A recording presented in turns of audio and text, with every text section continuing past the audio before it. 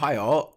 I'm Arthur Whitecrummy with the Regina Leader Post, the provincial affairs reporter. I'm here with Murray Mandrick, our political columnist, and we're here to talk about the budget. Yes, coming up next Wednesday. It'll be interesting.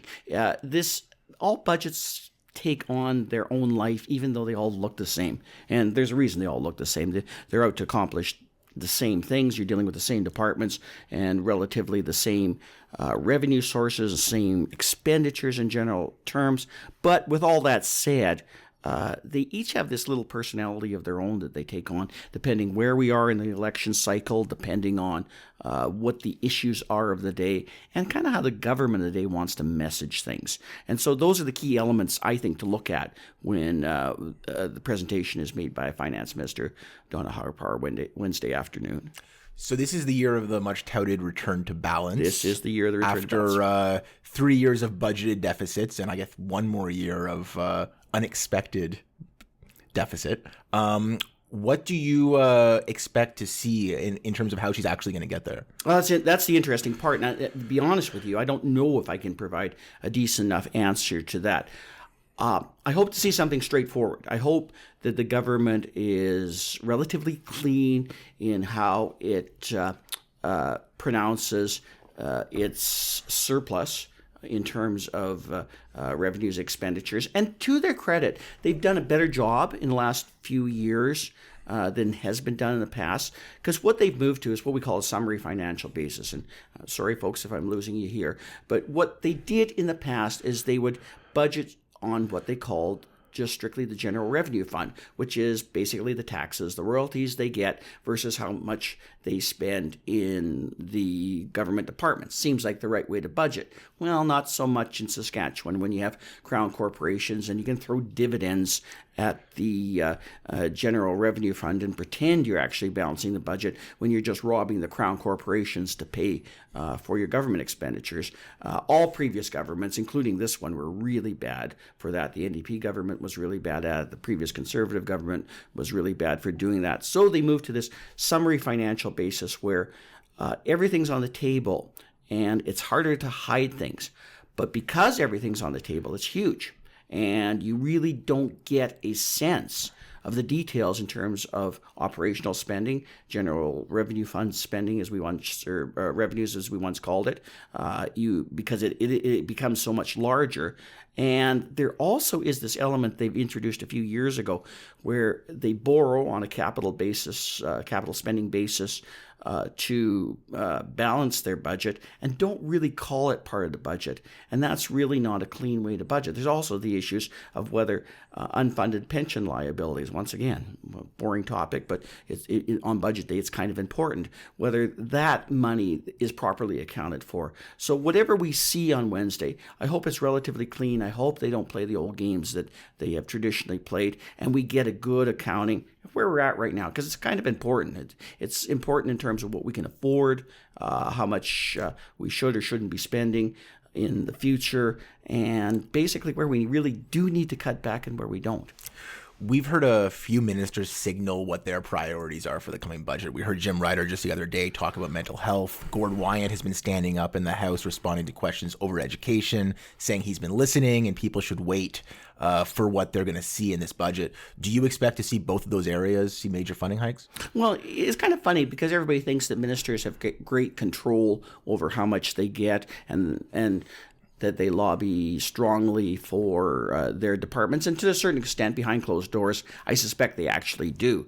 But really, what budgets come down to is an overall plan for any government to address what its criticisms are. So where have the criticisms been? Well, there was huge cuts in education funding in 2017-18. That was the bad budget, the one where the PST was hiked, and we saw a whole bunch of other things and a lot of cuts.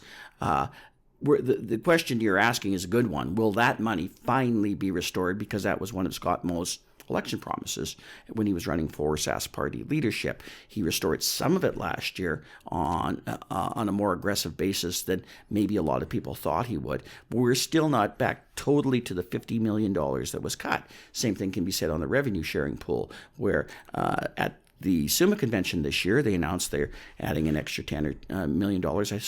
So I think in terms of the revenue sharing pool that's divided up among all the cities and towns, but that's not quite all that much compared with what was cut, which I think was $30 million at the time. So we're getting back to where we were, but we're not quite even at this particular point. And of course, it goes back and forth in other areas.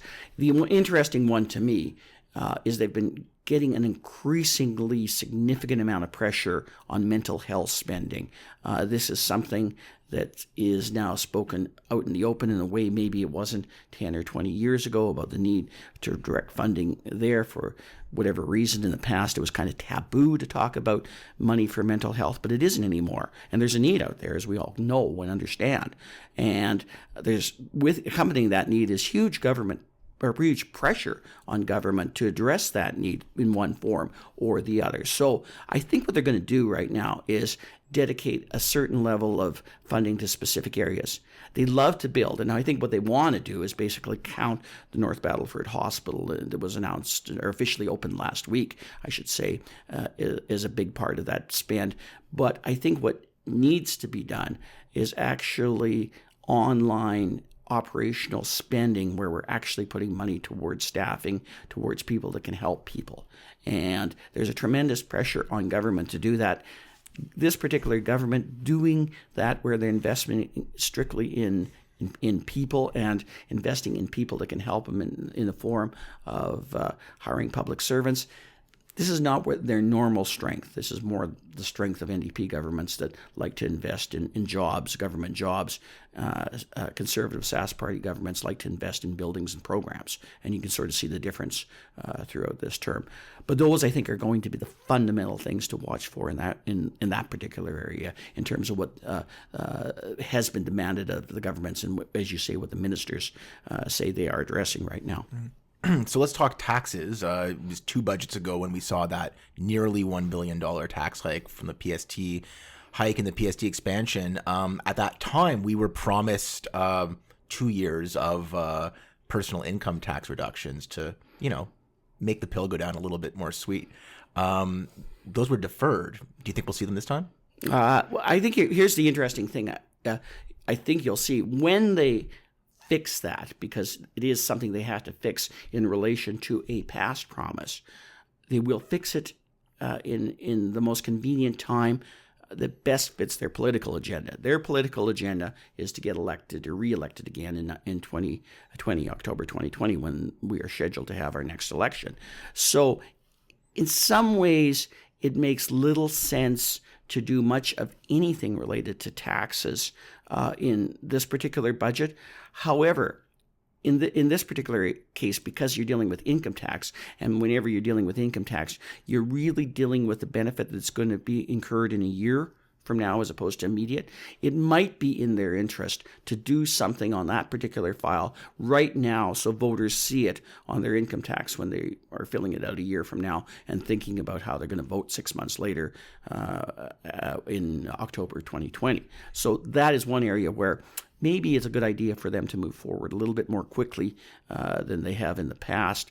However, I think generally on taxes, what you're going to see is less of that in terms of any kind of goodie bag that's going to be put forward. They'll save that till next year, I'm guessing, because that has the most political bang closer to the most critical time, which is the actual vote period. So it's fair to say that we're not going to see very many goodies in this budget. It's going to be a bit more austere. No, I think it's going to be all about balancing it. And then they can say, look, we had all these bad budgets, and they'll attribute it to the economy. They'll attribute it to everything else as governments are apt to do. At the same time, they basically take credit for job creation and everything and say the economy isn't that bad, but that's a whole aside. They'll basically say, look, we've got through the tough times.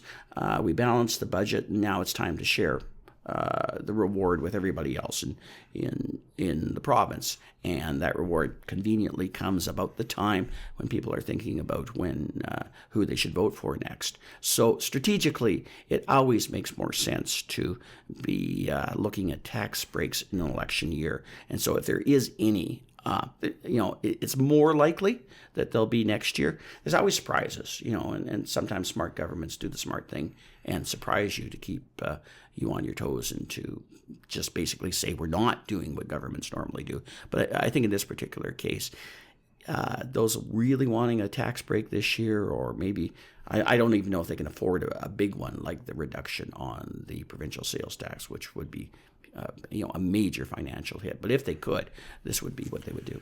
Now, you use the term jiggery pokery in your column. I'm old. I use a lot of old-timey terms. Mm-hmm. It's from my youth, actually. I had to look it up. Did you? Yeah.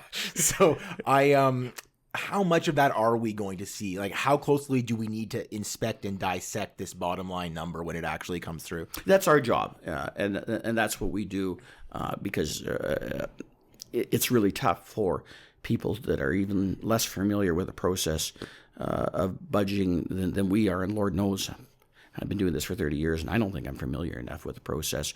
But that is what we need to do in terms of taking a look at specifically what they're doing and what they're doing different. And there's a lot of things they could be doing differently. Some years they account for pension expenses, and some years they don't. As we saw in the last couple of budgets, it's largely dependent on whether they've gotten a windfall from pension plans or not. Now, conveniently, they say, well, this is just the proper accounting for it. In some ways, it is. But how can it change from one year to the How other? can it change from one year to the next? So that's the kind of thing that we pay a lot of attention to. And it's dull and boring, but it kind of gives you an indication as to what your government's up to, which is basically what our job is, to take a look and see what the government's up to. The one that always fascinates me is the borrowing, particularly the borrowing on the capital side and how it's accounted for. Because eventually, someplace down the road, we're paying for that money. It's not as immediate as if we're borrowing money to basically pay for salaries in hospitals or schools and everything else, which is the problem when you run deficit budgets. As soon as you run those, you're running up what amounts to a credit card bill.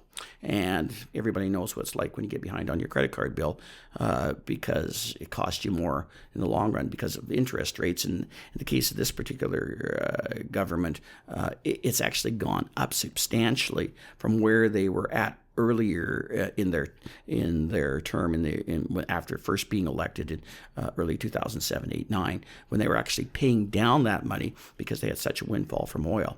There isn't any windfall these days. If you look at oil prices, they're actually kind of lower than what the government was projecting at budget time a year ago. Mm-hmm. That's problematic for a government, so they have to start doing something that's somewhat creative. Let's hope it's not overly creative and within the realm and the bounds of what government should be properly doing in terms of accounting for how much money we are, because it is a big deal. It's short-term thinking to basically borrow money to balance budgets and then wind up having to pay in the next term or the next cycle. That's how we've gotten into this mess kind of in the first place. Well, that's what we'll both be watching for, folks, when the budget drops on March 20th. So be sure to tune in to leaderpost.com to get the latest updates. Thanks, buddy. Thanks, Murray.